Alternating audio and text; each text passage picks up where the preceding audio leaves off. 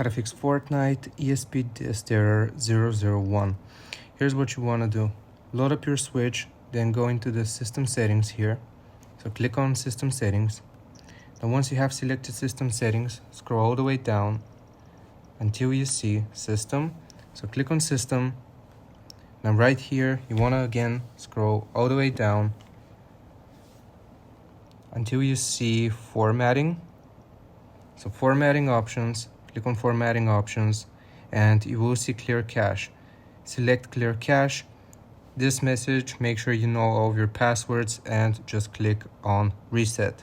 After you have done this, you just want to reset or restart your console. So press and hold the power button for a few seconds. Now you will see power options. Click on power options. Boom, just like that, and you want to restart your console. Afterwards, your Fortnite should work properly. I hope this helps. Leave a like and sub, and I'll see you next time.